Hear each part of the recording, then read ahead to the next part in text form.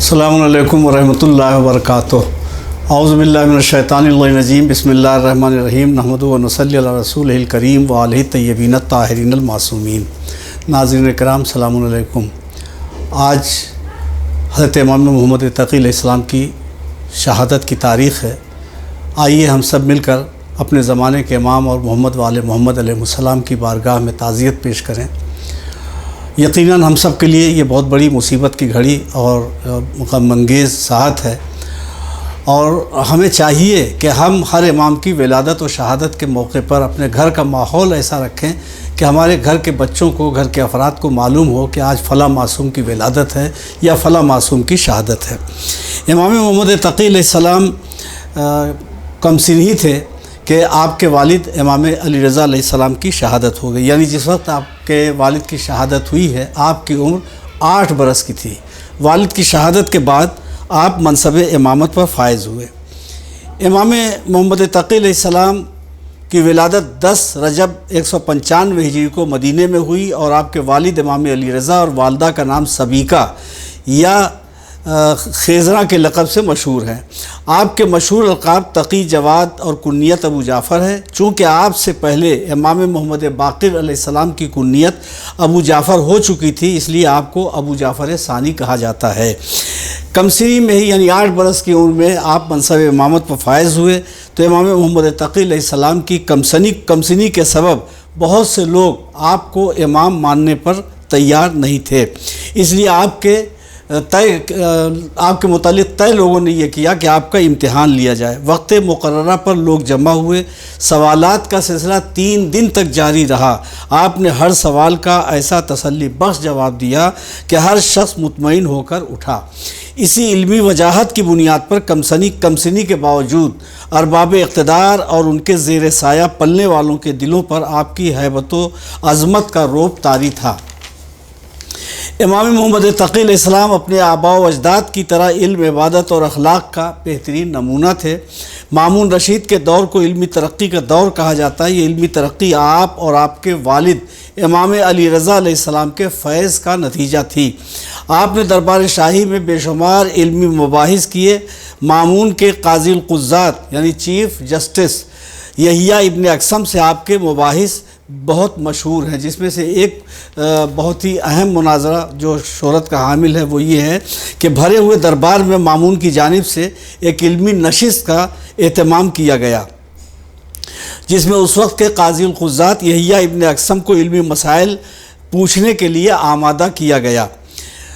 ज़ाहिर सी बात है कि इमाम की कमसिनी का यह आलम, और वहाँ यहिया इब्न अक़सम जैसा बड़ा जय्यद आलिम, लोग सोच रहे थे कि इमाम क्या मुकाबला कर सकेंगे, लेकिन सूरत हाल बदल गई।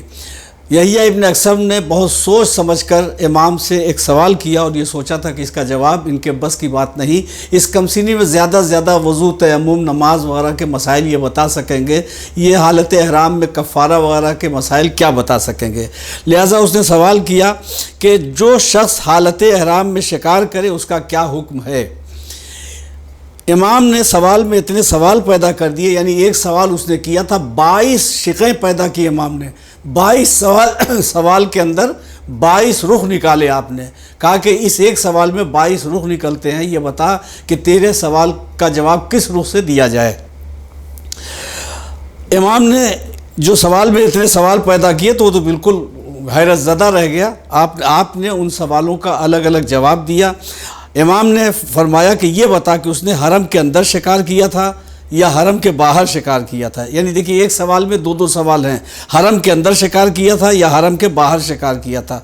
वो इस अमल के हराम होने से वाकिफ़ था या नहीं, जानबूझकर शिकार किया था या भूले से शिकार किया था, ग़ुलाम था या आज़ाद था, बालिग़ था या नाबालिग़ था, शिकार परिंदे का था या कोई और वग़ैरह।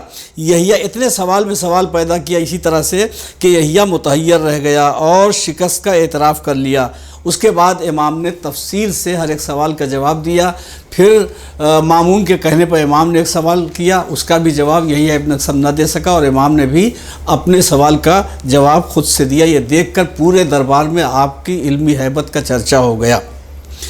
और ان مباحث کے سبب سے آپ کے علم کا چرچا دور دور تک ہونے لگا اور لوگ صحیح اسلام سے آشنا ہونے لگے۔ بغداد سے جب آپ مدینہ تشریف لائے تو درس و تدریس کا سلسلہ مسجد نبوی میں جاری ہوا اور لوگ آپ سے علوم و فنون کی تعلیم حاصل کرنے لگے۔ تحصیل علم کے لیے آنے والوں کی آپ بہت خاطر تواضع فرمایا کرتے تھے۔ مامون رشید نے آپ کے علمی مرتبے کو بنیاد بنا کر اور بہت سی سیاسی مصلحتوں کو پیش نظر رکھتے ہوئے اپنی بیٹی ام الفضل کی شادی امام محمد تقی علیہ السلام سے کر دی۔ امام بے حد سادہ زندگی بسر کرتے تھے۔ شاہی داماد ہونے کے باوجود آپ نے شاہی محل میں رہنا پسند نہیں کیا بلکہ ایک سادہ مکان میں قیام کیا۔ ظاہر ہے کہ شاہی گھرانے کی پلی ہوئی مامون کی بیٹی ام الفضل امام محمد تقی علیہ السلام کی دینی اور مذہبی زندگی سے کیسے خوش رہتی۔ اس نے اپنے باپ سے امام کی جھوٹی شکایتیں شروع کر دیں، مگر مامون امام کے اخلاق اور ان کے کردار اور ان کی سیرت سے اچھی طرح سے واقف تھا، اس لیے اس نے اپنی بیٹی کی شکایتوں پر کوئی توجہ نہیں دی۔ مسلسل بیجا شکایتوں سے تنگ آ کر مامون نے اپنی بیٹی کو امام کے ساتھ مدینے بھیج دیا۔ مدینے پہنچ کر بھی ام الفضل اپنے باپ کو شکایتی خطوط بھیجتی رہی مگر مامون نے کوئی توجہ نہیں دی۔ مامون کے بعد معتصم تخت خلافت پر بیٹھا، ام الفضل نے اسے بھی شکایتی خطوط لکھے۔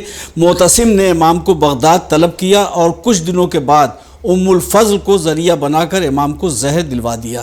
زہر کے جسم میں پہنچتے ہی امام کی حالت غیر ہو گئی اور 29 ذیقعد 220 ہجری کو صرف 25 برس کی عمر میں آپ نے جام شہادت نوش فرمایا۔ ائمہ معصومین کی فہرست میں سب سے کم عمر امام محمد تقی علیہ السلام کی ہے۔ امام علی نقی علیہ السلام نے اپنے والد ماجد کو غسل و کفن دیا، نماز جنازہ پڑھائی اور دفن کیا۔ آپ کا روضہ مبارک کاظمین میں ہے جہاں آپ اپنے دادا امام موسیٰ کاظم علیہ السلام کے پہلو میں دفن ہیں۔ فی امان اللہ، خدا حافظ۔ بسم اللہ الرحمن الرحیم۔ السلام علیکم ورحمۃ اللہ وبرکاتہ۔ محترم ناظرین، نبا فاؤنڈیشن کی جانب سے بچوں کے درمیان دینی جذبے اور دینی تعلیمی بیداری کے لیے ایک بہت ہی بڑے انعامی مقابلے کا پروگرام رکھا گیا ہے۔ آپ بھی اپنے بچوں کی ویڈیوز بنا کر نبا فاؤنڈیشن کے دفتر میں سینڈ کریں اور انعامات حاصل کریں۔ لیپ ٹاپ، ٹیبس اور 50 بچوں کو مختلف نفیس انعامات سے نوازا جائے گا۔